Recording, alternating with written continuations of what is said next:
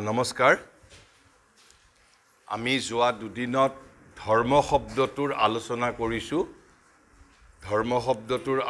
কৰিছো আৰু in the light of the Gita আৰু কিয় লাইট অফ দি গীতা আলোচনা কৰিছো সেই বিষয়েও কৈছো আৰু তাৰ লগত জড়িত আনুষংগিক আমি দুই চাৰিটা কথাও কৈছো আৰু আমি প্ৰথম দিনাই কৈছিলো যে ধৰ্ম আৰু ইংৰাজী ৰিলিজন শব্দটোৰ মাজত ব্যাপক পাৰ্থক্য আছে কিন্তু তাৰ অৰ্থ আকৌ এইটোও নহয় যে আমাৰ ধৰ্ম শব্দটোৰ লগত ৰিলিজন শব্দটোৰ একেবাৰে সম্বন্ধ নাই তেনেকুৱা নহয় কিন্তু ধৰ্ম শব্দটো বেছি ব্যাপক কিন্তু ৰিলিজন শব্দটোৱে স্পেসিফিক দুই চাৰিটা কথা বুজায় আকৌ ৰিলিজন শব্দটোৰো যে ৰিলিজনৰো দুটা এসপেক্ট আছে আমি আজি প্ৰথমতে কমন কথাখিনি পাতিম কিন্তু তাৰ পিছত কাইলৈ আমাৰ যদি সম্ভৱ হয় ৰিলিজনৰ ভিতৰত শ্ৰী তৰবিন্দই কৈছে যে দুটা দিশ আছে তাৰ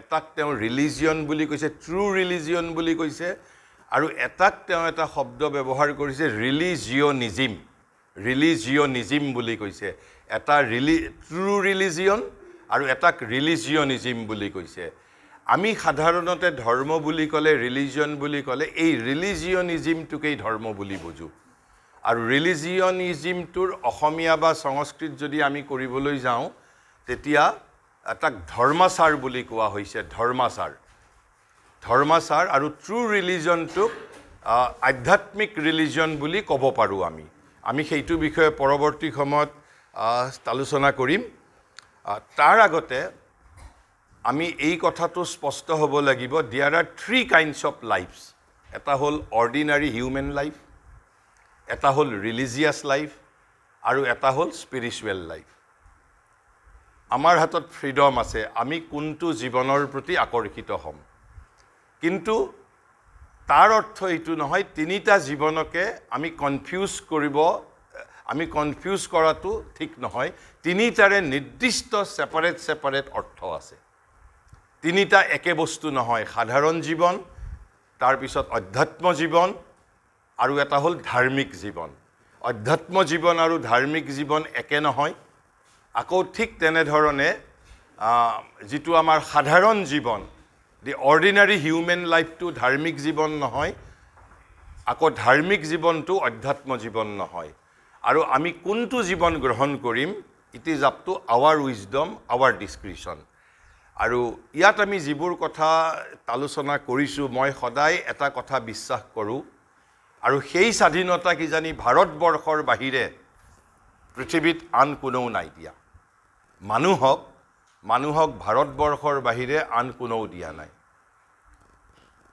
আমি কল্পনা কৰিব পাৰোনে গীতাত শ্ৰীকৃষ্ণই ৭০০ শ্লোক অৰ্জুনক কোৱাৰ পিছত একেবাৰে 18 অধ্যায়ৰ অষ্টাদশ অধ্যায়ৰ 63 নম্বৰ শ্লোকত অৰ্জুনক কৈছে বোপাই তুমি এতিয়া কৰিবা কি মইতো তোমাক এই ৭০০ শ্লোক ক'লো মই তোমাক ইমান কথা ক'লো সাধাৰণ এজন যদি ধৰ্মাচাৰী হ'লহেঁতেন ৰিলিজিয়নিষ্ট যদি হ'লহেঁতেন ক'লেহেঁতেন তুমি মোৰ এইবোৰ কথা মানিব লাগিব আমাক যদি কোনোবাই যদি সোধে যে ভাৰতীয় ধৰ্মক যদি সংকীৰ্ণতাবাদী বুলি যদি কোনোবাই কয় আমি অন্তত ক'বৰ বাবে আমাৰ হাতত যুক্তি এটা থকা দৰকাৰ ডিফেন্স থকা দৰকাৰ যে এই স্বাধীনতা ভাৰতবৰ্ষৰ বাহিৰে পৃথিৱীৰ কোনো অন্য দেশে মানুহক নাই দিয়া স্বয়ং কৃষ্ণই অৰ্জুনক কৈছে যে তুমি এতিয়া কি কৰিবা কৈছে যথেচ্ছসি তথা কুৰু তোমাৰ যি ইচ্ছা তুমি তাকে কৰা মাত্ৰ কৃষ্ণৰ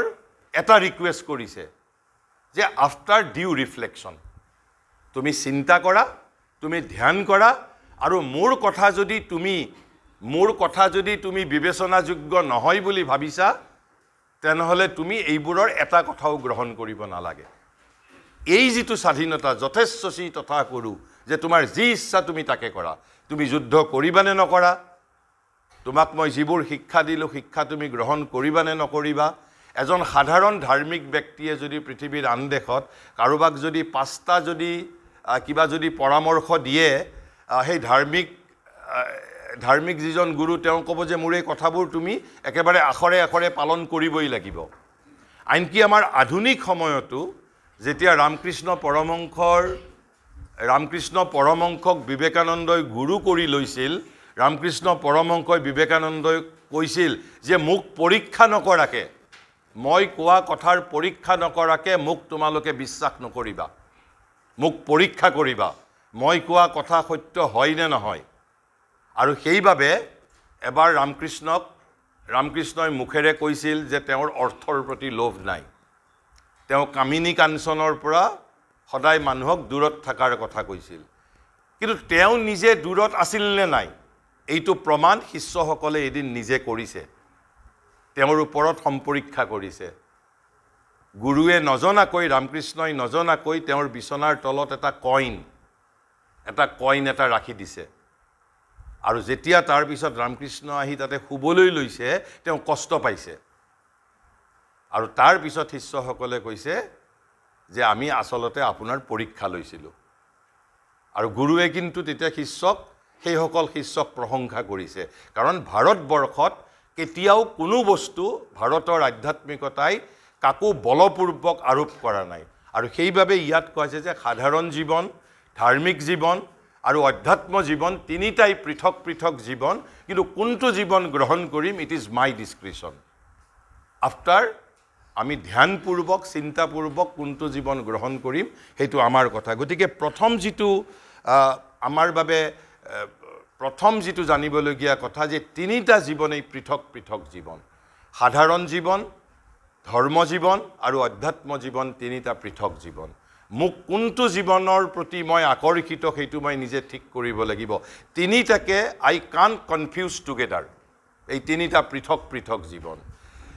আৰু তাৰপিছত এটা কথা, প্ৰথম যিখিনি কথা কোৱাৰ লগত জড়িত, যিটো আমি মৰেলিটি বুলি কওঁ, এথিক্স বুলি কওঁ, যদিও মৰেলিটি ইজ পাৰ্ট অফ ধাৰ্মিক জীৱন বা ধৰ্মৰ এটা উপাদান হয়, কিন্তু আচলতে মৰেলিটিটো আমাৰ সাধাৰণ মনুষ্য জীৱনৰ বাবেহে প্ৰয়োজনীয় বস্তু, যিটো সাধাৰণ সামাজিক জীৱনৰ বাবে। কিয় সেইটোও মই ক'ম, কিয় মৰেলিটি আমাৰ সাধাৰণ জীৱনত প্ৰয়োজনীয়। যদি মৰেলিটি নাথাকিলহেঁতেন তেতিয়া কি ঘটনা ঘটিলহেঁতেন। তাৰ আগত মই আৰু এটা কথা কৈ ল'বলৈ বিচাৰিছোঁ। এই যে আমি পৃথিৱীত এটা সময়ত আমাৰ পৰিয়াল নাছিল, সমাজ নাছিল, নীতিবোধ নাছিল, ধৰ্ম নাছিল, সংস্কৃতি নাছিল, কাব্য সাহিত্য শিল্প নাছিল, বিয়া নামৰ এটা অনুষ্ঠান নাছিল, পৰিয়াল নাছিল, সমাজ নাছিল, জাতি নাছিল। আমি বৰ্বৰ, একেবাৰে আমাৰ চেতনাটো সম্পূৰ্ণৰূপে বৰ্বৰ আছিল। আনকি সিদিনালৈকে আমেৰিকাত, যিখনক আমি পৃথিৱীৰ আমাৰ সকলোৰে সপোনৰ স্বৰ্গপুৰী, সেই আমেৰিকাত আজি 150 বছৰ আগলৈকে দাস প্ৰথা আছিল। ভাৰতবৰ্ষৰ দৰে জেগাত নাই। আজিৰ পৰা 150 বছৰলৈ পৃথিৱীৰ বহু দেশত বৰ্ণ ব্যৱস্থা আছিল। তেনেহ'লে এই এটা আমি বৰ্বৰ অৱস্থাৰ পৰা এই যে মানৱ জাতি আমি আজি সভ্য এটা সমাজ ব্যৱস্থালৈ আমাৰ যে উত্তৰণ হৈছে, কেনেকৈ উত্তৰণটো সম্ভৱ হ'ল? অৰ্থনীতিয়ে সম্ভৱ কৰি তুলিলে নে ৰাজনীতিয়ে সম্ভৱ কৰি তুলিলে নে সমাজ ব্যৱস্থাই কৰিলে? আৰু যদি সমাজ ব্যৱস্থাৰেই উত্তৰণ হৈছে, কিন্তু সেই সমাজ ব্যৱস্থাৰ উত্তৰণ কেনেকৈ হ'ল? এই বৰ্বৰ অৱস্থাৰ পৰা আমি আজি যে এটা সমৃদ্ধ জটিল সমাজ ব্যৱস্থাৰ মাজত পদাৰ্পণ কৰিছোঁ, আমাক কি বস্তুৱে সহায় কৰিছে মানৱ জাতিক? ধৰ্মৰ বিৰুদ্ধে আধুনিক মানুহে বহু নিন্দা কৰিছে। কিন্তু শ্ৰী অৰবিন্দৰ এখন কিতাপ আছে, একদম সৰু কিতাপ, মোৰ ইয়াতে লগতেই আছে। সেই কিতাপখন যদি জীৱনত কেতিয়াবা তোমালোকে সময় পোৱা, মাত্ৰ 20 পেজমানৰ কিতাপ। কিতাপখনৰ শীৰ্ষক হ'ল নেশ্যনেল ভেলু অফ আৰ্ট, কলাৰ জাতীয় মূল্য, মাত্ৰ 6টা সৰু সৰু লেখা। তাত শ্ৰী অৰবিন্দই কৈছে এই যে বৰ্বৰ অৱস্থাৰ পৰা আমি এটা সভ্যতাৰ দিশে আমি অগ্ৰসৰ হৈছোঁ, কৈছে প্ৰথম অৱস্থাত 4টা বস্তুৰ সংমিশ্ৰণত পুৰণি সমাজ ভাঙি যায়, নতুন সমাজৰ বুনিয়াদ বা নতুন সমাজৰ ভিত্তি প্ৰতিস্থাপিত হৈছিল। আৰু এই 4টা বস্তু কি? কৈছে যেতিয়া মানুহৰ মাজত বিৱৰ্তনৰ প্ৰক্ৰিয়া হিচাপে হৃদয়বৃত্তি উন্মেষিত হৈছিল, হাৰ্ট ফেকাল্টি ৱাজ ডেভেলপ। হৃদয়বৃত্তি, নট দি মস্তিষ্ক। মস্তিষ্কই মানুহক সভ্য কৰিব পৰা নাই কোনোদিন। মানুহক সভ্য কৰাৰ ক্ষেত্ৰত প্ৰথম যিটো ষ্টেপ বা প্ৰথম আটাইতকৈ বেছি কণ্ট্ৰিবিউট কৰিছিল কোনে? আমাৰ হৃদয়বৃত্তিয়ে। আৰু হৃদয়বৃত্তিক সহযোগিতা কৰিছিল তিনিটা বস্তুৱে। সেই তিনিটা বস্তু কি? কৈছে এথিক্স, ফিলচফি এণ্ড ৰিলিজিয়ন। যদি কোনোবাই কয়, এতিয়া অন্তত আমি বুকু ফিন্দাই ক'ব পাৰিম যে ৰিলিজনে, আজি ৰিলিজনৰ যদি প্ৰয়োজন নাই, যিটো আমি ৰিলিজিয়নিজিমৰ কথা কৈছোঁ, যদি আজি ৰিলিজিয়নিজিম ধৰ্মাচাৰৰ যদি প্ৰয়োজন নাই, কিন্তু এই ৰিলিজিয়নিজিমেও আনকি মানৱ সভ্যতাক এটা সময়ত মানৱ সভ্যতাৰ উত্তৰণৰ ক্ষেত্ৰত নিজৰ ভূমিকা সি এটা যোগাত্মক ভূমিকা গ্ৰহণ কৰিছিল। অৰ্থাৎ আমাৰ যেতিয়া হাৰ্ট ফেকাল্টি ডেভেলপ হৈছিল, তাৰ লগত দৰ্শন, নীতিবোধ আৰু ধৰ্ম, ৰিলিজন, ফিলচফি এণ্ড এথিক্স। তাৰ পৰৱৰ্তী এই অৱস্থাত মানুহৰ মাজত চিন্তাৰ আন্দোলন হৈছিল, থট মুভমেণ্ট।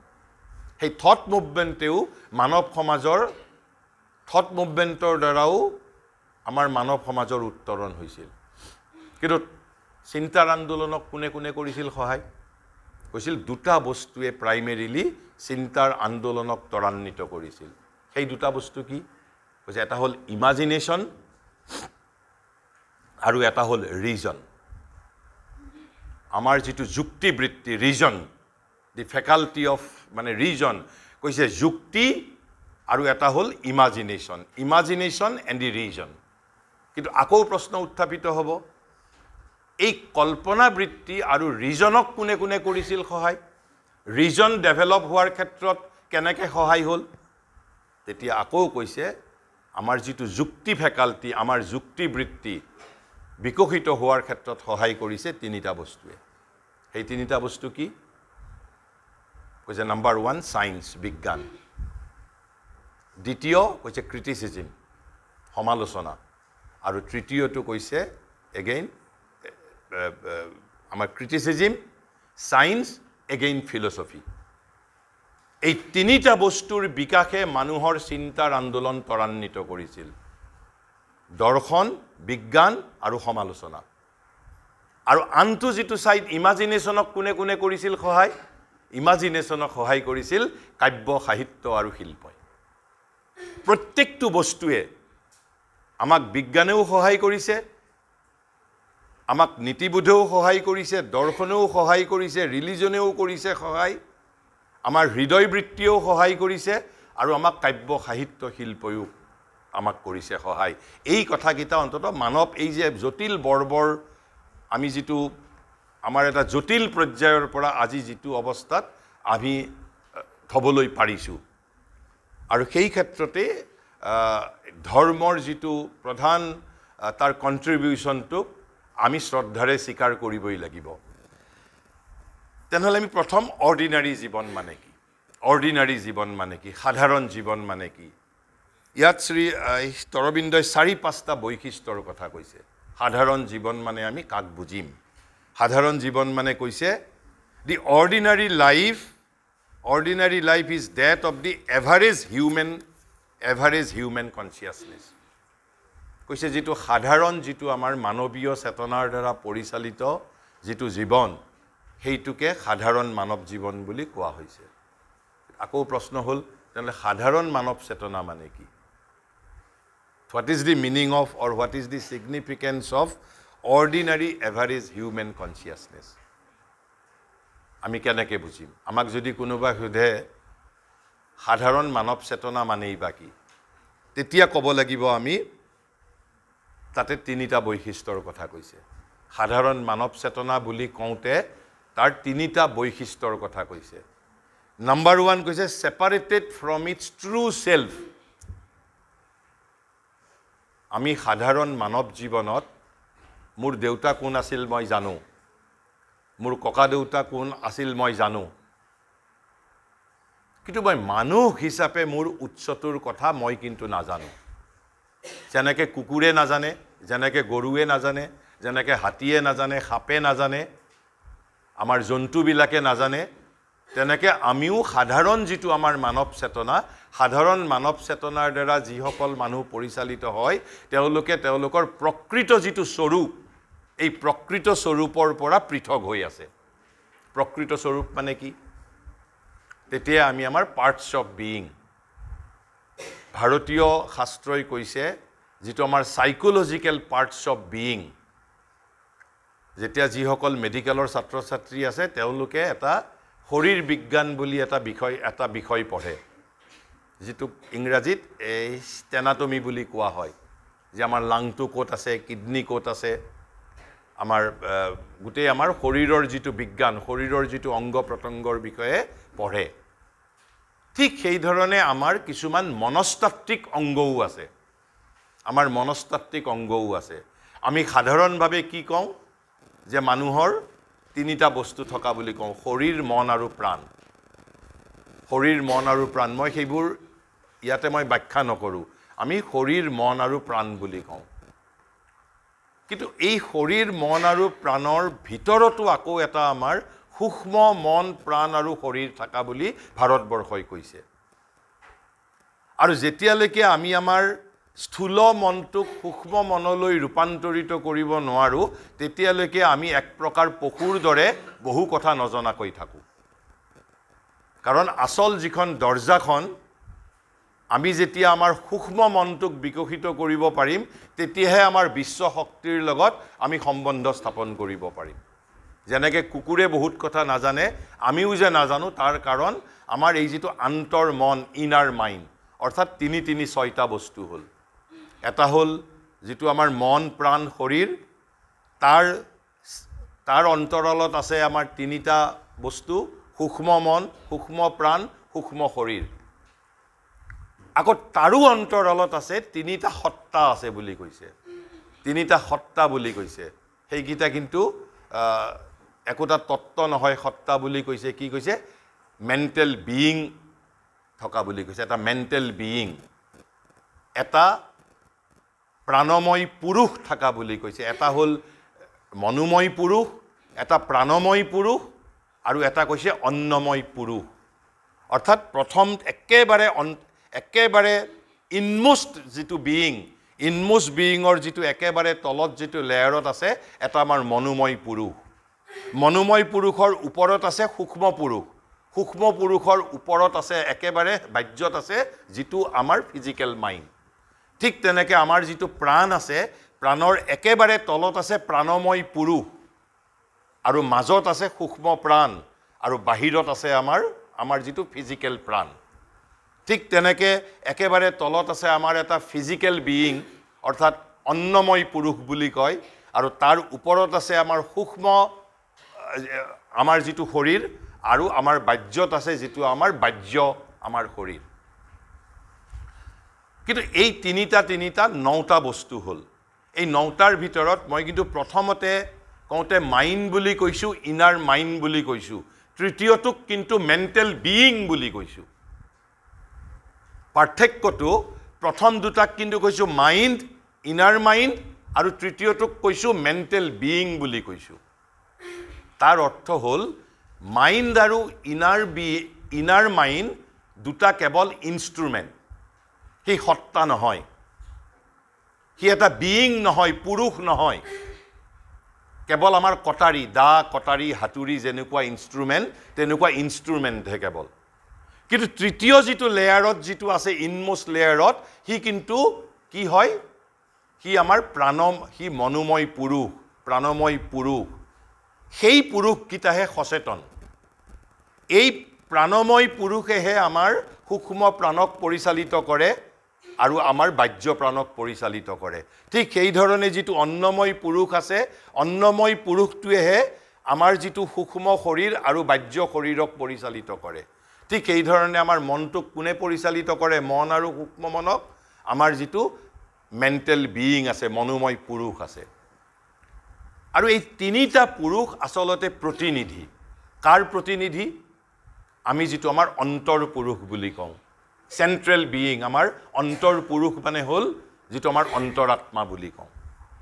আকৌ অন্তৰাত্মাটো কাৰ প্ৰতিনিধি মই যিটো যোৱা দুদিনত যিটো কৈছিলোঁ যে মানুহ কোন যে গীতাত শ্ৰীকৃষ্ণই কি বুলি কৈছে মম এব অংশ সনাতন জীৱাত্মা বুলি কৈছে অৰ্থাৎ আসল আমাৰ যিটো আসল স্বৰূপটো হ'ল জীৱাত্ম আমি জীৱাত্মা কিন্তু জীৱাত্মা আমাৰ শৰীৰৰ ভিতৰত নাথাকে জীৱাত্মাই তাৰ ডেপুটি তাৰ এজন ৰিপ্ৰেজেণ্টেটিভ আমাৰ ভিতৰত দিছে আৰু সেই ভিতৰত যিজন আমাৰ জীৱাত্মাৰ প্ৰতিনিধি সেইজন হ'ল অন্তৰাত্মা এই অন্তৰাত্মাটোৱেই হ'ল আসল মই কিন্তু আমাৰ সাধাৰণ মানৱ জীৱনত তোমালোকে যি ধৰণে এইবোৰ কথা নাজানা সাধাৰণ মানৱ জীৱনত থকা মানুহে এইবোৰ কথা নাজানে আকৌ কুকুৰ মেকুৰী এটো তাতকৈও নাজানে এই যে কুকুৰ মেকুৰীৰ এটা প্ৰাণ আছে এটা শৰীৰ আছে গতিকে আমি কুকুৰ মেকুৰীতকৈ কেৱল মাত্ৰ অলপ উন্নত এতিয়া কিন্তু আমি এতিয়াও আৰু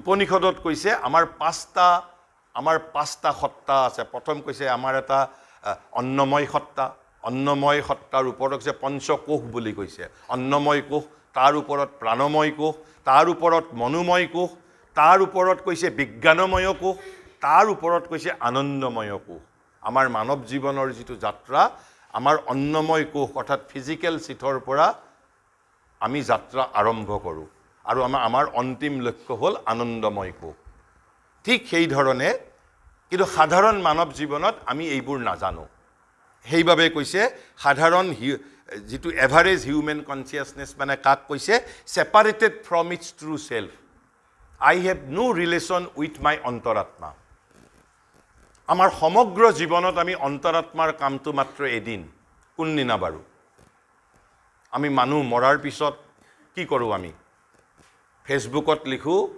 আজিকালি RIP ৰেষ্ট ইন পিচ আমিতো শৰীৰটো জ্বলাই দিলোঁ আমি কাক আমি যে ৰেষ্ট ইন পিচ বুলি ক'লোঁ কাৰ কথা কৈছোঁ আৰু কিছুমানে লেখে যে বিদেশ আত্মাৰ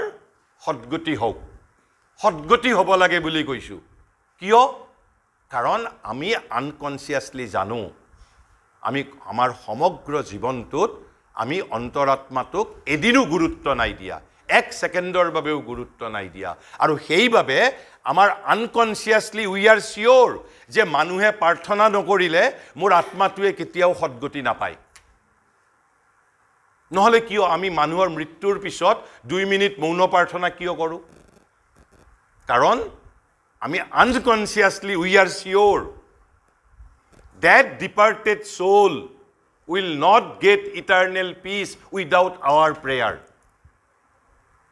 আমাৰ প্ৰাৰ্থনা অবিহনে কাৰণ মোৰটোতো শৰীৰটো জ্বলাই দিয়া গ'ল তেনেহ'লে মই আসল মই কোনটো যিটো মই সদ্গতি কামনা কৰিছোঁ যিটো বস্তুৰ সদ্গতি কামনা কৰিছোঁ বিদেশ আত্মাৰ সদ্গতি কামনা কৰিছোঁ এই বিদেশ আত্মাটোহে আসল মই যিটো ইমৰ্টেল অমৰ আৰু সেই সাধাৰণ মানৱ চেতনাত আমি আত্মাৰ পৰা পৃথক তাৰ প্ৰথম বৈশিষ্ট্য দ্বিতীয় বৈশিষ্ট্য কৈছে কি সেপাৰেটেড ফ্ৰম দি ডিভাইন সাধাৰণ জীৱন মানে এটা হ'ল সেপাৰেটেড ফ্ৰম ইয়ৰ সোল দ্বিতীয় বৈশিষ্ট্য হ'ল সেপাৰেটেড ফ্ৰম দি ডিভাইন আমাৰ ব্যৱহাৰিক জীৱনত ভগৱানৰ লগত আমাৰ কোনো সম্বন্ধ নাই যেতিয়া আমি বিপদত পৰোঁ তেতিয়া ভগৱানৰ নাম লওঁ কিন্তু গীতাই অৱশ্যে তেওঁলোককো ভক্তৰ মৰ্যাদা দিছে কৈছে তোমাক পৃথিৱীয়ে যদি হাঁহিব দিয়া গীতাই 4 বিধ ভক্তক মৰ্যাদা দিছে আমাৰ বুদ্ধিজীৱীবিলাকে হাঁহে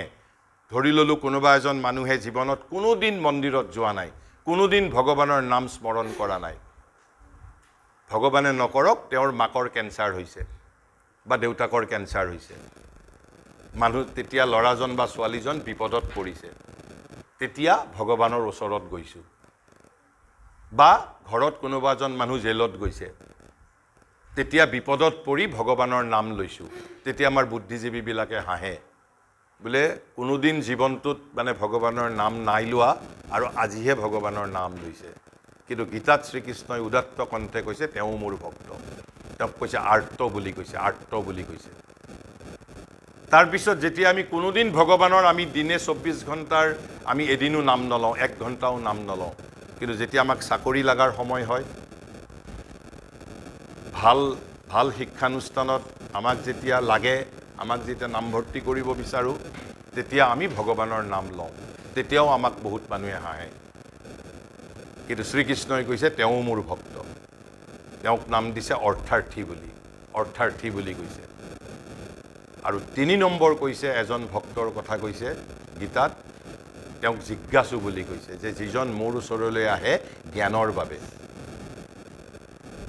চাকৰিৰ প্ৰমোচন বিচাৰিও নাহে বা তেওঁ কিবা বিপদত পৰিছে সেই বিপদৰ পৰা উদ্ধাৰ পাবৰ বাবেও নাহে মোৰ তাত কেৱল জ্ঞানৰ বাবে আহে তেওঁ মোৰ ভক্ত আৰু চতুৰ্থবিধ ভক্তক কৈছে জ্ঞানী বুলি অৰ্থাৎ জ্ঞানীজনৰ কি কাম তেওঁ অলৰেডি তেওঁ জীৱন নিৰ্বাহ কৰিছে ইন কনভাৰচেশ্যন উইথ মি যে মোৰ লগত আলাপ সদায় নিত্য মোৰ লগত কথা বাৰ্তা পাতিহে তেওঁ জীৱন আগবঢ়াই লৈ গৈছে হি ইজ অলৰেডি জ্ঞানী এই 4বিধ ভক্তকেই গীতাই ভক্তৰ মৰ্যাদা দিছে কিন্তু আমাৰ সাধাৰণ জীৱনত we are separated from the divine তাৰ পিছত 3 নম্বৰ কৈছে সাধাৰণ জীৱনৰ বৈশিষ্ট্য কি led by the common habits of the mind life and body মই যে আমাৰ পাৰ্টস অফ বিইঙৰ কথাটো কলো এইভাবে এই যে আমাৰ মই 10টা টোটাল বস্তুৰ কথা কলো mind inner mind mental being তাৰ পিছত প্ৰাণ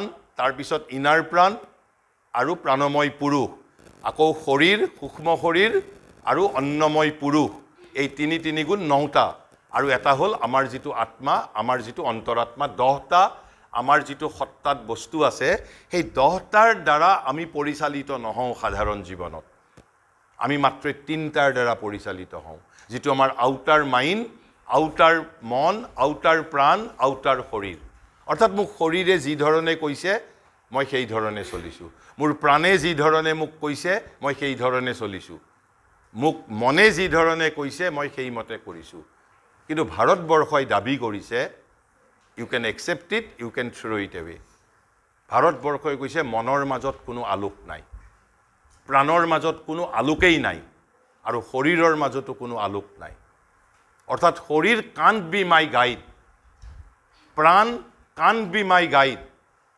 even মন cannot be my guide কৈছে inner mind to can be to a extent my guide যদি মই ইনাৰ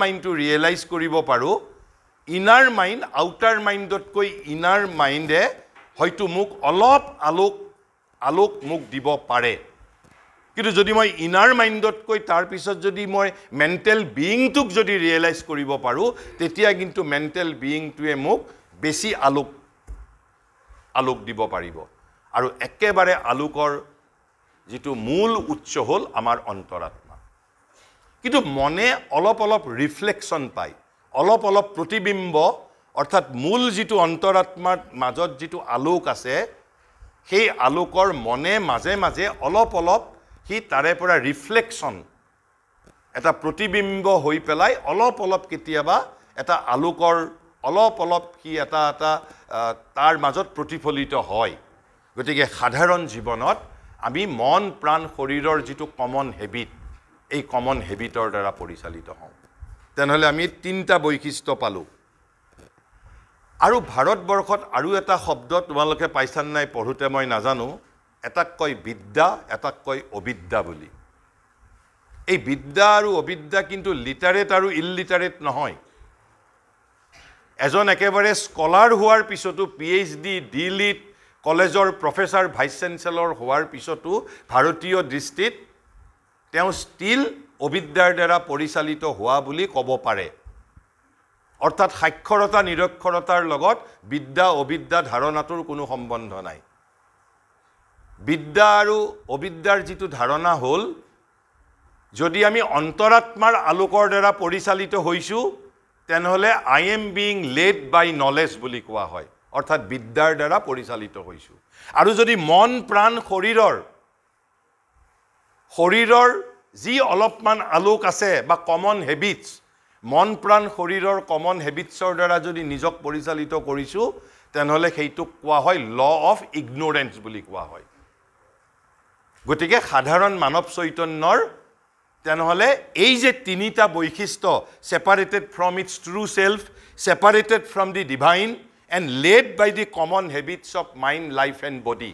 এই তিনিটাক একেলগে আমি কি বুলি ক'ব পাৰোঁ যে led by the laws of the ignorance বুলি ক'ব পাৰোঁ led by the laws of the ignorance গতিকে এয়াই হ'ল সাধাৰণ মানৱ জীৱন সাধাৰণ মানৱ জীৱন মানে তেনেহ'লে কি সাধাৰণ মানৱ জীৱনত মই ভগৱানৰ পৰা পৃথক সাধাৰণ মানৱ জীৱনত মই মোৰ অন্তৰাত্মাৰ পৰা পৃথক আৰু সাধাৰণ মানৱ জীৱন মই কাৰ দ্বাৰা পৰিচালিত হওঁ মন প্ৰাণ শৰীৰৰ দ্বাৰা পৰিচালিত হওঁ আৰু এই মন প্ৰাণ শৰীৰৰ দ্বাৰা পৰিচালিত হোৱাটোকেই led by law of ignorance বুলি কোৱা হয় not led by law of knowledge আমি যিমানেই PhD হোল্ডাৰ হৈ যাওঁ গ'লেও যদি আমি মন প্ৰাণ শৰীৰৰ কমন হেবিটছৰ দ্বাৰা পশুৰ লগত আমাৰ পাৰ্থক্য মাত্ৰ ইমান পশু পৰিচালিত হয় সংবেগৰ দ্বাৰা আৰু আমি পৰিচালিত হওঁ সাধাৰণ জীৱনত কমন হেবিটছৰ দ্বাৰা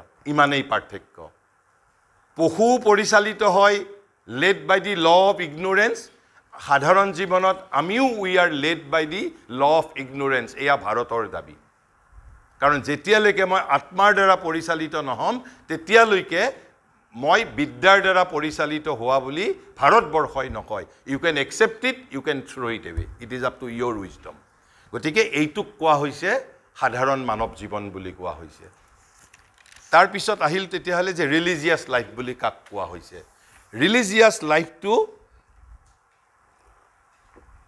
প্ৰথম তাৰ যিটো বৈশিষ্ট্য কৈছে it is the same movement of the ignorant human consciousness there is no sense of consciousness তেনেহ'লে পাৰ্থক্য ক'ত সাধাৰণ যিটো অৰ্ডিনাৰী হিউমেন লাইফ আৰু ৰিলিজিয়াছ লাইফৰ মাজত there is no sense of consciousness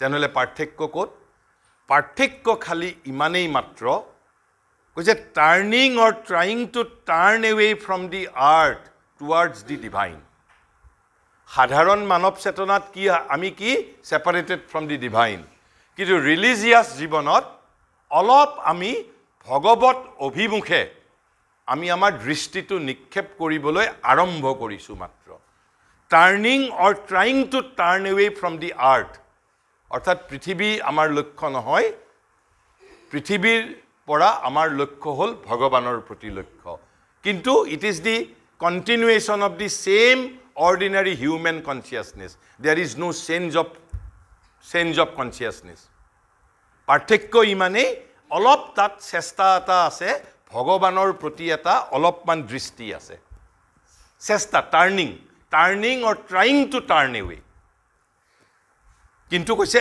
as yet without knowledge কিয় as yet without knowledge বুলি কোৱা হৈছে even if religious life hotu a religious man is led by the laws of ignorance aru laws of ignorance mane led by the common habits of mind life and body life mane pranok ingrazit korbat ami monok mind buli kau horirok physical buli kau pranok either life buli koi nohole vital buli koi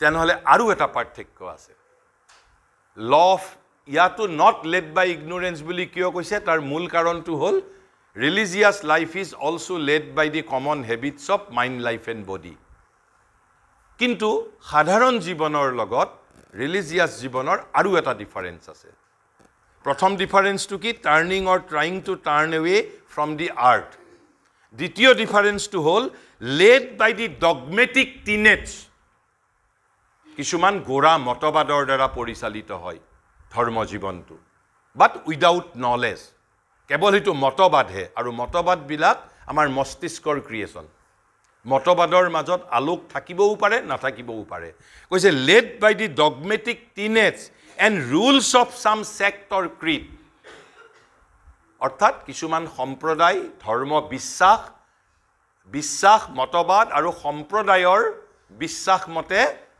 ধাৰ্মিক জীৱন পৰিচালিত হয় কিন্তু সাধাৰণ জীৱনৰ লগত তাৰ it is the continuation of the same ordinary human consciousness আৰু এটা তৃতীয় পাৰ্থক্য আছে কি পাৰ্থক্য আছে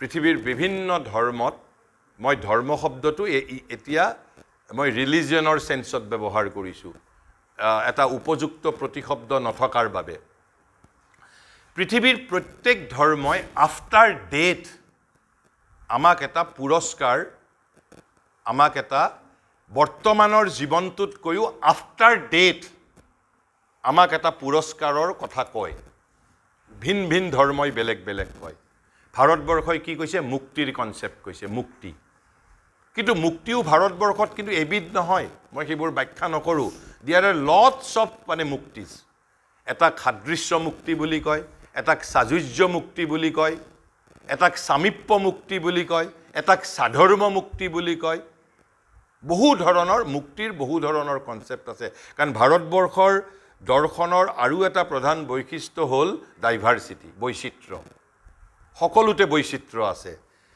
ঠিক তেনেকৈ পৃথিৱীৰ কিছুমান ধৰ্মই মই নাম ক'বলৈ নাযাওঁ কিছুমান ধৰ্মই আমাৰ মৃত্যুৰ পিছত স্বৰ্গত আমি কি পাম তেনেকুৱা বস্তুৰ কিছুমান লোভো দেখুৱায় কিছুমান বস্তু যিবোৰ আমি সাধাৰণ মৰেলিটিৰ ফালৰ পৰা আমি অনৈতিক বুলি ভাবে আন ধৰ্মৰ মানুহে তেনেকুৱা কিছুমান ধৰ্ম সেমিটিক ৰিলিজন বিলাকে বিশেষকৈ মৃত্যুৰ পিছত কি হ'ব আৰু ধাৰ্মিক নীতি নিয়মৰ মাজেৰে নচলিলে অনন্ত নৰকৰ যাতনা ভোগ কৰিব লাগিব বুলিও কয় অৰ্থাৎ এফালে স্বৰ্গৰো ধাৰণা আছে এফালে নৰকৰো ধাৰণা আছে ভাৰতীয় ধৰ্মটো স্বৰ্গ আৰু নৰকৰ ধাৰণা আছে কিন্তু আন ধৰ্মত যি ধৰণে স্বৰ্গ আৰু নৰকৰ যিটো কনসেপ্ট ভাৰতবৰ্ষত স্বৰ্গ আৰু নৰকৰ কনসেপ্টটো স্থায়ী কনসেপ্ট নহয় it is a temporary concept মই সেই বিষয়ে অলপ যদি পিছত লাইফ আফটাৰ ডেথ ভাৰতবৰ্ষত স্বৰ্গ আৰু নৰকৰ আৰু এই কথাবোৰ জনাৰ মই এটা কাৰণ কওঁ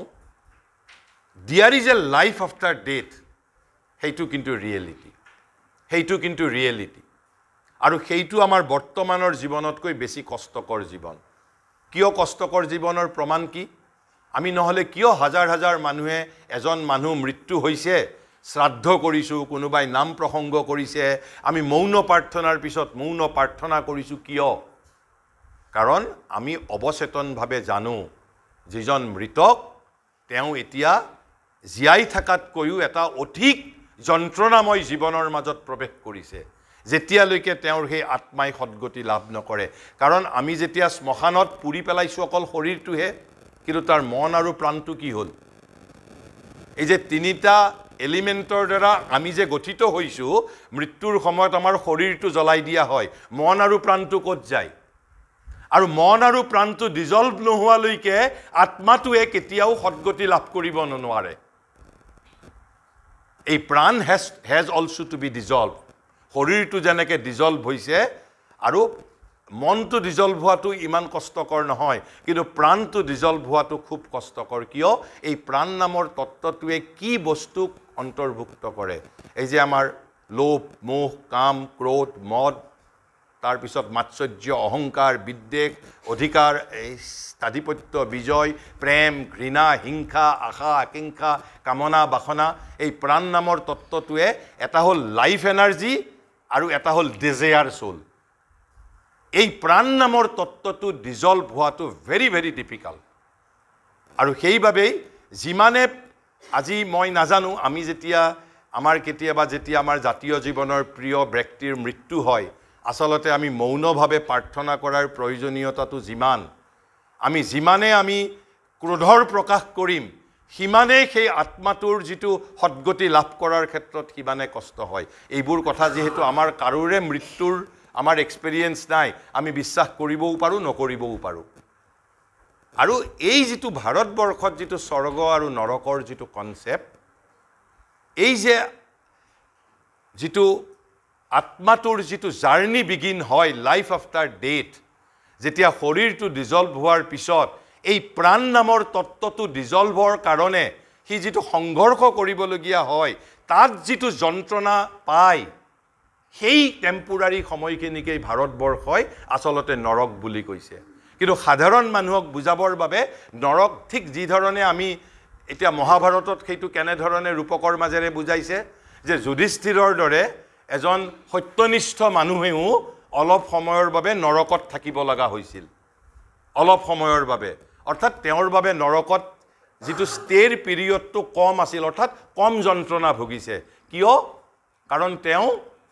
তেওঁ এবাৰ হ'লেও এটা ঠিক মিছা কথা নকলেও তাৰ মাজত ভণ্ডামি কৰিছিলে, যিটো অজস্তমা হত, কিন্তু এই স্থিতি গজ বুলি কৈ অলপ তেওঁ সত্য কথাই কৈছে, কিন্তু অলপ ভণ্ডামি কৰিছিলে।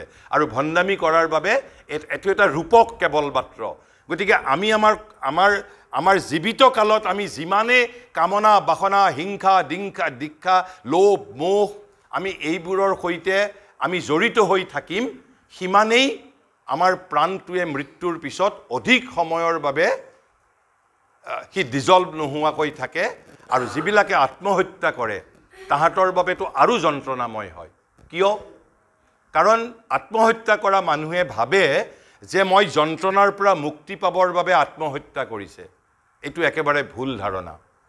তেওঁৰ যদি জীৱন থাকিলহেঁতেন তেওঁ সেই যন্ত্ৰণাটোক জীৱনৰ মাজতেই প্ৰশমিত কৰিব পৰাৰ সুযোগ আছিল, কিন্তু তেওঁ স্বইচ্ছাই দেহত্যাগ কৰাৰ লগে লগে সেই প্ৰাণ নামৰ তত্ত্বটোৱে নিজক পিউৰিফাই কৰাৰ সুযোগ হেৰুৱাই পেলায়। আৰু সেইবাবে আমি যে কওঁ প্ৰেতাত্মা হৈ থাকে, প্ৰেতাত্মা মানে প্ৰাণৰ পৰাই প্ৰেতাত্মা হৈছে। আৰু সেইবাবেই আমাৰ ভাৰতীয় ধৰ্মত যে কৈছে আমাৰ প্ৰকৃতিৰ পৰিৱৰ্তন হ'ব লাগে, প্ৰকৃতিৰ বিৱৰ্তন হ'ব লাগে, আমাৰ স্পিৰিচুৱেল বিৱৰ্তন লাগে হ'ব। কাৰণ নহ'লে পৃথিৱীত কোটি কোটি মানুহে এজন মানুহ ঢুকোৱাৰ পিছত আত্মাৰ সদ্গতিৰ বাবে কিয় প্ৰাৰ্থনা কৰিবলগীয়া হয়?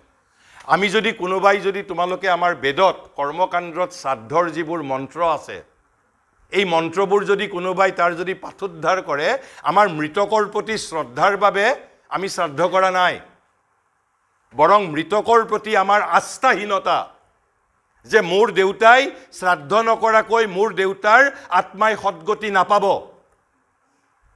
মই সন্দিহান, মই সংশয়ী। এই সমগ্ৰ শ্ৰাদ্ধৰ এটাই মাত্ৰ উদ্দেশ্য, টু ফেচিলিটেট দি ডিজলিউশ্যন অফ দি প্ৰাণ তত্ত্ব। কাৰণ শৰীৰটোকতো আমি ইয়াতে জ্বলাই দিলোঁ, লগে লগেই যিটো পঞ্চভূতৰ দ্বাৰা শৰীৰ নিৰ্মিত হৈছিল সেই পঞ্চভূতৰ জগতত গৈ মিলি গ'ল। থাকিল কি? প্ৰাণ আৰু মন নামৰ তত্ত্ব দুটা। এবাৰ যদি প্ৰাণটো ডিজলভ হৈ যায়, মনটো একেবাৰে তৰল। মনটো ডিজলভ হওঁতে ইমান সমস্যা নহয়। সেইবাবে যে আমাৰ হিন্দু ধৰ্মত বিশেষকৈ কোৱা হয় যে এবছৰলৈ অলপ নীতি নিয়ম পৰম্পৰা মানি চলিবলৈ কোৱা হয়। সাধাৰণতে এই প্ৰাণ নামৰ তত্ত্বটো ডিজলভ হওঁতে এভাৰেজ এবছৰমান সময় লাগে বুলি আমাক অভিজ্ঞসকলে কৈছে। আৰু যিসকলে শ্ৰাদ্ধত কেতিয়াবা যিসকলে শ্ৰাদ্ধ কৰে, বাৰ্ষিক শ্ৰাদ্ধ কৰে বা যেতিয়া মানুহৰ মৃত্যুৰ পিছত শ্ৰাদ্ধ কৰে, আমি পিণ্ড দিবৰ সময়ত কাউৰীকো দিয়ে পিণ্ড শ্মশানতো দিয়ে, অৰ্থাৎ মৃতকজনৰ উপৰিও আন বেলেগকো দিয়ে। কিয় দিয়ে? তাৰ কাৰণ এইভাবে দিয়ে, এই যে যিবিলাক মানুহৰ কাৰণে কোনো শ্ৰাদ্ধ কৰা নাই, যিবিলাক মানুহে আত্মহত্যা কৰি পেলাই মৃত্যু হৈছে, সেই মানুহবিলাকৰ আত্মাটোৱে যাতে সদ্গতি লাভ কৰে। গতিকে তাৰ মাজত যিটো সমূহৰ কল্যাণৰ কথাও আছে। আৰু সেইবাবে আমাৰ শ্ৰাদ্ধৰ সময়ত এইবোৰ একোটা প্ৰয়াস, এইবোৰৰ দ্বাৰা যে কিবা সুফল হৈছে নে হোৱা নাই সেইটো আমি কোনেও নাজানো। কিন্তু এইটো মানৱীয় প্ৰয়াস, যেনেকৈ মৌন প্ৰাৰ্থনা কৰোঁ আমি, মানৱীয় প্ৰয়াস যে তাৰ আত্মাটোৱে সদ্গতি লাভ কৰক। কাৰণ আমি জানো যে যদি মানৱীয় প্ৰয়াস নাথাকে, বেকিং যদি নাথাকে, কাৰণ আমি জীৱনটোত সাধাৰণ জীৱনত আমি আত্মাটোক কেতিয়াও গুৰুত্ব প্ৰদান নকৰোঁ। গতিকে ইয়াত ধৰ্ম জীৱনৰ সাধাৰণ জীৱনতকৈ তৃতীয় যিটো পাৰ্থক্য, যে ধৰ্ম জীৱনে ইয়াত এটা শ্ৰী অৰবিন্দই এটা ভাল শব্দ ব্যৱহাৰ কৰিছে, বিটিফিক বিয়ণ্ড। বিটিফিক মানে হ'ল স্বৰ্গৰ কনচেপ্ট, সুখৰ কথা, সুখময়। বিটিফিক বিয়ণ্ড অৰ্থাৎ পৃথিৱীতকৈ এটা সুখৰ জাগা ধাৰ্মিকসকলে বা ধৰ্ম জীৱনে আৱিষ্কাৰ কৰা বুলি দাবী কৰে। মূলত এই তিনিটাই সাধাৰণ জীৱনৰ লগত পাৰ্থক্য। এটা হ'ল কি, যে কি কয় কিছুমান যে ডগমেটিক টিনেজ ৰুলছ সাম চেক, অৰ্থাৎ ডগমা মতবাদ বিশ্বাসৰ দ্বাৰা পৰিচালিত হয়। আৰু ২ নম্বৰ বৈশিষ্ট্য হ'ল সাধাৰণ জীৱনতকৈ একেই চেম কণ্টিনিউৱেশ্যন অফ দি চেম কনচিয়াছনেছ, কিন্তু অলপমান কি কৰে, সি অলপমান ভগৱানৰ প্ৰতি turning or trying to turn away from the earth to the divine. আৰু ৩ নম্বৰটো হ'ল যে মৃত্যুৰ পিছত এখন বিটিফিক বিয়ণ্ড, এটা সুখৰ জাগা ধাৰ্মিক জীৱনে আৱিষ্কাৰ কৰা বুলি ধাৰ্মিক জীৱনে দাবী কৰে।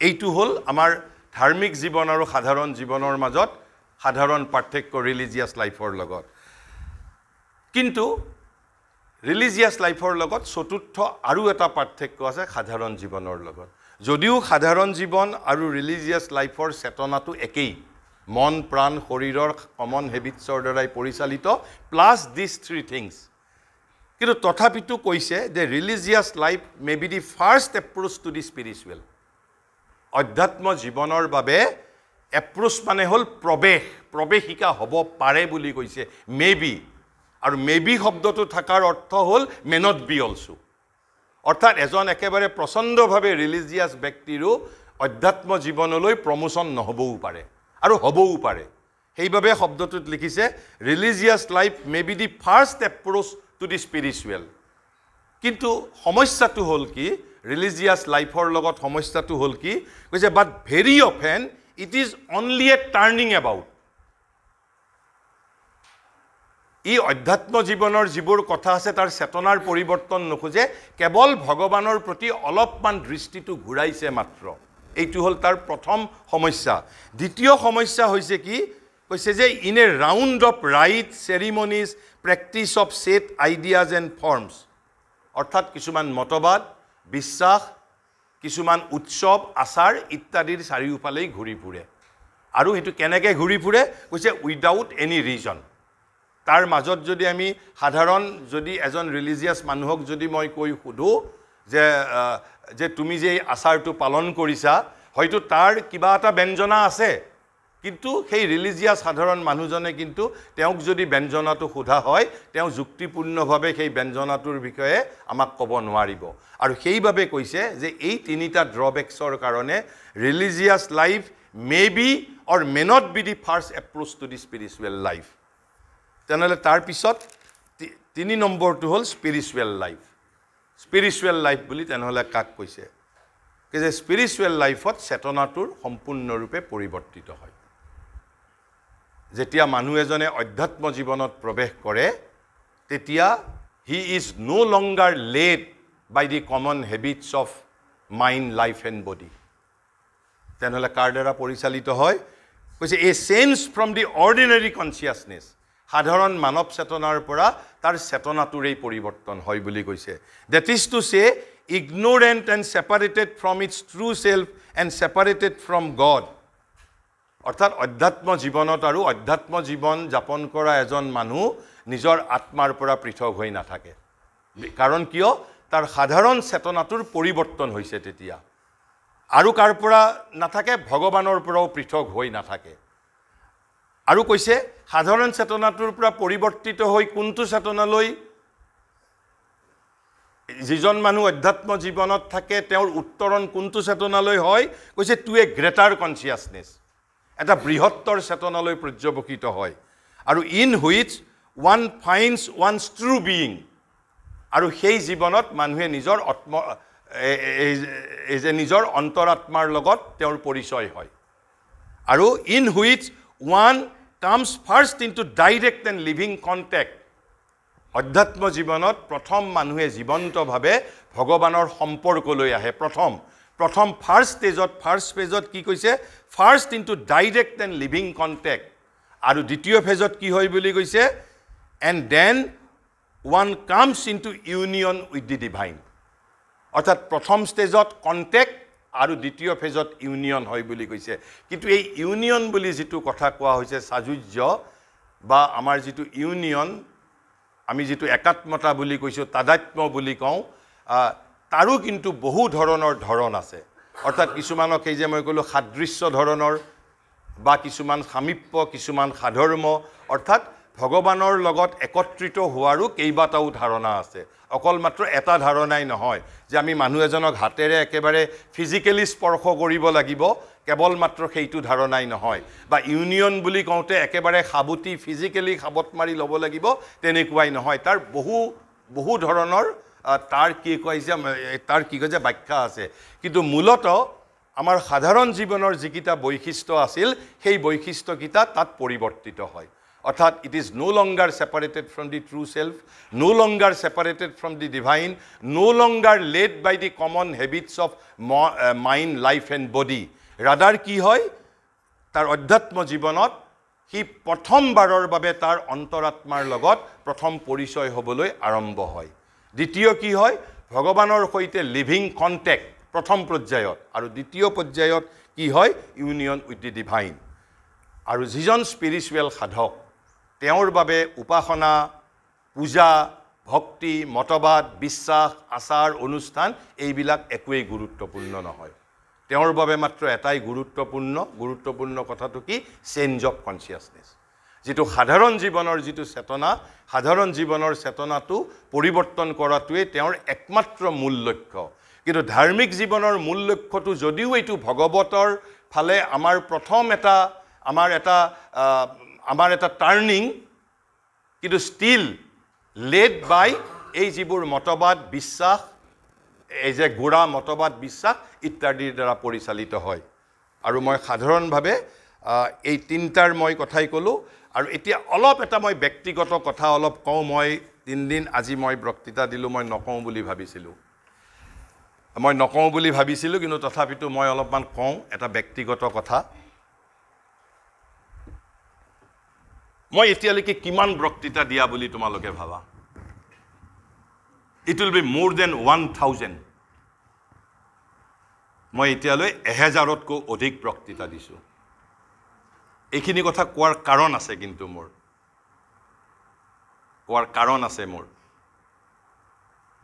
মই কোৱা নাই মোৰ নিজক গ্লৰিফাই কৰাৰ বাবে মই কোৱা নাই। 10 বছৰ বয়সৰ পৰা বক্তৃতা দিছোঁ, অৰ্থাৎ বিগত মই প্ৰায় 48 বছৰ 48 ইয়াৰ্ছ মই কেৱল বক্তৃতাই দি আহিছোঁ। মই 5ম শ্ৰেণীৰ পৰা অসমৰ বিতৰ্ক কলাৰ লগত জড়িত এজন ব্যক্তি। প্ৰথমতে প্ৰতিযোগী আছিলোঁ, তাৰপিছত মই সংগঠক হৈছোঁ। এতিয়া সেই বিতৰ্ক প্ৰতিযোগিতাৰ মই কেতিয়াবা বিচাৰক হওঁ আৰু কেতিয়াবা মই অধ্যক্ষ হওঁ। মই অসমৰ এতিয়ালৈকে 150খনতকৈও অধিক কলেজত বক্তৃতা দিছোঁ, অলমষ্ট মোৰ দেন 155। কিছুমান কলেজত 3বাৰ 4বাৰলৈকে বক্তৃতা দিছোঁ মই। আনকি তোমালোকে নেকৰ নাম শুনিছা? এই যে ইয়াত গ্ৰেডেশ্যন দিয়ে, মই মোৰ গৌৰৱ প্ৰদৰ্শন কৰিবৰ বাবে মই কোৱা নাই। কিজানি নৰ্থ ইষ্টৰ পৰা এতিয়ালৈ ময়েই প্ৰথম বক্তা। I was invited to deliver a speech by NAC. মই নাকৰ বাংগালোৰৰ হেডকোৱাৰ্টাৰত বক্তৃতা দিছোঁ। প্ৰায় ভাৰতৰ কেইবাখনো মই ষ্টেটত মই বক্তৃতা দিবলৈ গৈছোঁ। এই কথাখিনি মই কিয় কৈছোঁ? মোৰ ইমান অভিজ্ঞতা থকাৰ পিছতো, আৰু মই কিছুমান মোৰ যদি ইউটিউবত তোমালোকে বক্তৃতা চোৱা, 1.5 ঘণ্টা 2 ঘণ্টালৈও মই বক্তৃতা দিছোঁ এট ইজ। কিন্তু এই 3টা বক্তৃতা দিওঁতে মই খুব কষ্ট পাইছোঁ, সাংঘাতিক কষ্ট পাইছোঁ মই। আৰু মই যিটো পৰিস্থিতিত বক্তৃতা দিছোঁ, সেই পৰিস্থিতিত হয়তো আন এজনে এনেধৰণৰ বক্তৃতা দিবই নোৱাৰিলেহেঁতেন। বিকজ অফ মাই এক্সপেৰিয়েঞ্চ, আৰু মোক যিটো ভগৱত শক্তি আছে, সেই ভগৱত শক্তিৰ বলত মই বক্তৃতা দিব পাৰিছোঁ। কিন্তু বিগত 3টা বক্তৃতা কিজানি মোৰ 48 বছৰীয়া বক্তৃতা জীৱনৰ আটাইতকৈ মই কঠিন বক্তৃতা প্ৰদান কৰিছোঁ। কিয় কঠিন বক্তৃতা প্ৰদান কৰিছোঁ? It is up to you to decide. মই সেইখিনি কথা ব্যাখ্যা নকৰোঁ। ইয়াৰ আগত আৰু এবাৰ হৈছিল, এবাৰ এটা বক্তৃতাত মই সিদিনাখন 21 জুন আছিলে যোগ দিৱস। প্ৰথমতে মই মঙলদৈৰ ওচৰত এটা বক্তৃতা দিছোঁ সিদিনা, দ্বিতীয় বক্তৃতাটো দিছোঁ মই ৰঙিয়া কলেজত, আৰু তৃতীয় বক্তৃতাটো সন্ধিয়া মই দিছিলোঁ NF ৰেলৱেৰ অফিচাৰ্ছ এছ'চিয়েশ্যনৰ সন্মুখত। কিন্তু তৃতীয় বক্তৃতাটো দিওঁতে মই অলমষ্ট যিটো এটা মই anti vibration I was feeling all through.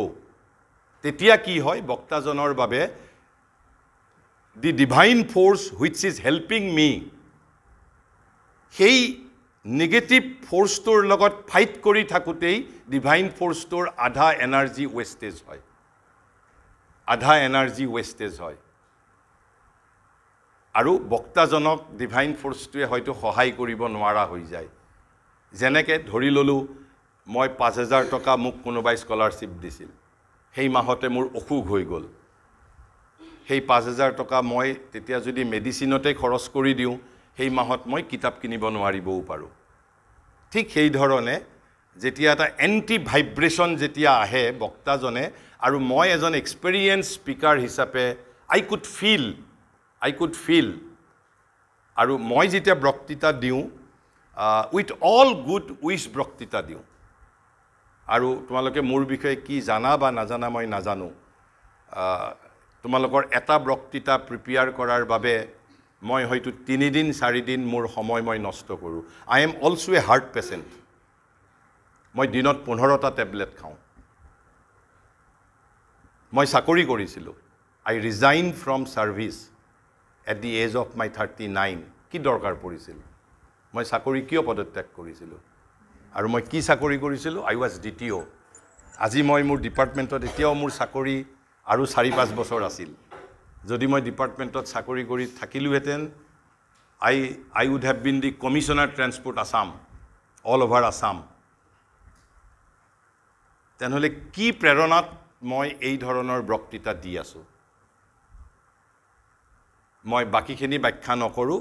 মই সাধাৰণভাৱে কৈছোঁ যে বিগত 3টা বক্তৃতা মই ইয়াৰ পৰা গৈ প্ৰতিদিনাই, আৰু প্ৰথম দিনা বক্তৃতা দি আৰু যোৱা 2 দিন বক্তৃতা দি আই ৱাজ অলমষ্ট ফ্ৰাষ্ট্ৰেটেড। মই ঘৰত গৈ খুব মনোকষ্ট পাইছোঁ। ৰাদাৰ কালি মই মোৰ অৰ্ধাংগিনীক কৈছিলোঁ যে probably I may leave speaking now. কিয় মই তাৰ কাৰণটো ব্যাখ্যা নকৰোঁ? You are all quite matured enough, কাৰণ কালি পৰহি আমাৰতো পৃথিৱীৰ পৰা উভতি যোৱাৰ সময় হৈছে। এতিয়া খুব বেছি পৃথিৱীত আৰু 15-20 বছৰ আছোঁ। আৰু মোৰ জীৱনত যিখিনি ব্যক্তিগত সৌভাগ্য ভগৱানে দিছিল, মই কি হ'ব নোৱাৰিলোহেঁতেন, কিন্তু তাৰ পৰিৱৰ্তে মই এই যে অসমৰ ইমূৰৰ পৰা সিমূৰলৈ মই প্ৰায় অলমষ্ট ঘূৰি ফুৰোঁ। কিহৰ প্ৰেৰণাত, কি প্ৰয়োজন পৰিছে? মোৰতো আৰু পৃথিৱীখনত 15-20 বছৰ আছোঁ। মোৰ যথেষ্ট খ্যাতিও হৈছে, মোৰ যথেষ্ট প্ৰতিষ্ঠাও হৈছে। মই কেৱল ইমানখিনিয়ে কৈছোঁ যে বিগত 3 দিনত ইনক্লুডিং টুডে, মই যিটো vibration I was feeling all through, সেই ভাইব্ৰেশ্যনত হয়তো বেলেগ এজন বক্তা বিধ্বস্ত হৈ গ'লহেঁতেন, বক্তৃতা দিবই নোৱাৰিলেহেঁতেন। Because of my enough experience, যিহেতু মই এনেকুৱা ধৰণৰ। কিন্তু মই কওঁ যে মোক কালি মই দুজনী ছোৱালীৰ কথা কৈছিলোঁ, হয়নে? যে মোক কি প্ৰশ্ন সুধিছিল তেওঁলোকে বক্তৃতাৰ পিছত। মাছ য়ংগাৰ দেন ইউ। তেওঁলোক BTech ফাৰ্ষ্ট ছেমিষ্টাৰৰ ছোৱালী আছিল। আৰু তাৰ আগত আজিৰ পৰা এবছৰমান আগতে এজনী মিচিং গাভৰু TDC ফাৰ্ষ্ট ইয়াৰৰ ছোৱালী।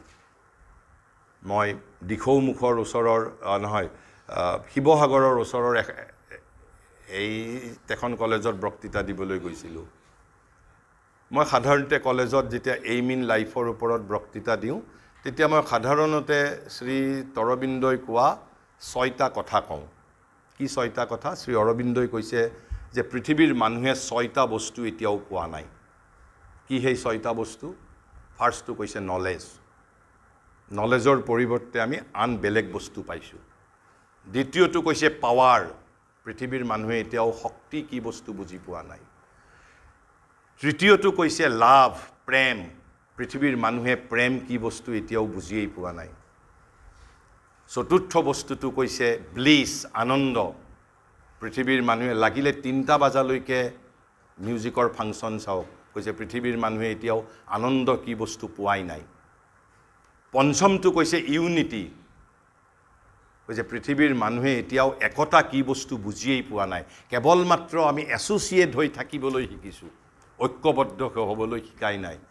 আৰু 6 নম্বৰ বস্তুটো কৈছে যে পৃথিৱীৰ মানুহে এতিয়ালৈকে জীৱন পোৱা নাই জীৱনৰ পৰিৱৰ্তে কি পাইছো আমি বাৰ্থ গ্ৰোথ এণ্ড ডাইং আমি জন্ম হৈছো কুকুৰ মেকুৰীৰ দৰে আমি বিকশিত হৈছো কুকুৰ মেকুৰীৰ দৰে আৰু এদিন নিশব্দে আমাৰ মৃত্যু হৈছে কৈছে পৃথিৱীৰ মানুহে এতিয়াও জীৱন কি বস্তু পোৱা নাই বংগদেশৰ এজন ভক্ত কবি আছে তেওঁৰ নাম ৰামপ্ৰসাদ সেন ৰামপ্ৰসাদ সেনৰ যদি মাত্ৰ দুখাৰী বাক্য যদি হৃদয়ঙ্গম কৰিব পাৰো then we would be able to get into the heart of Indian spirituality Indian culture Indian dharma everything তেওঁ বাংলাত লিখিছিল কৈছে এমন মানৱ জমিন ৰইল পতিত আবাদ কৰলে সোনা ফলতো এমন মানৱ জমিন ৰইল পতিত আবাদ কৰলে সোনা ফলতো মই অসমীয়া কৰিছিলো এনেহেন মানৱ পথাৰ পৰিৰল সন সহুৱা হলে হুনগুটি উলাল হেতেন ফুটি অৰ্থাৎ মানুহৰ এই যে শ্ৰী অৰবিন্দই যেটো কৈছে মানুহে জীৱন কি বস্তু পোৱাই নাই যদি সেই জীৱনক পালুহেতেন অৰ্থাৎ জীৱন নামৰ পথাৰখনত যদি আমি অলপু খেতি কৰিলুহেতেন তেতিয়া সেই খেতি পথাৰত কৈছে হুনগুটি উলাল হেতেন ফুটি মই কিয় কৈছো it is for you to contemplate thank you নমস্কাৰ এটো